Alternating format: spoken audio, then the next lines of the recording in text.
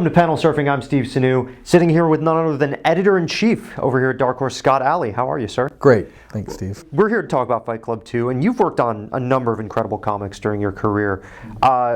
What part of this process has made Fight Club 2 a unique experience for you? The teamwork, having Chuck local, having Cameron come out here to live for a couple of months last summer. Dave Stewart, the colorist, lives in Portland. Nate Picos flew out to visit. One thing going into it that I knew I wanted to kind of recreate was some of the teamwork that we had on Umbrella Academy. In talking to Chuck about why he wanted to do a graphic novel, a big part of his interest was the idea of collaboration. So with Chuck being in town, I saw the opportunity to do that teamwork again, and I knew right away that I wanted Nate and Dave involved because of that experience with Umbrella. And then Cameron's been one of my favorite cartoonists for a really long time, and I knew that because Chuck was new to the medium, it would really be helped by getting an artist who was also a really good writer. And Cameron's aesthetics are close enough to Chuck's that would give us a teamwork and give us a collaboration where the two of them could be really,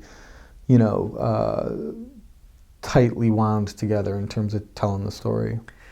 One thing that I think everybody knows about Fight Club, at least the original Fight Club, is that it is a cultural phenomenon. I mean, it still continues to this day, even now. For you, what was the challenge as an editor in making sure that this comic, this sequel, sort of honors the spirit of Chuck's original work? Figuring out this book, it was all about looking at the script that existed and figuring out what the best realization of that was. Because Fight Club initially didn't exist as a graphic novel. It didn't exist visually for Chuck until the movie, and the movie is sort of a whole other thing. Right. So yeah, with this it was all about just trying to figure out, having read a lot of Chuck's other books, how would you translate Chuck to comics?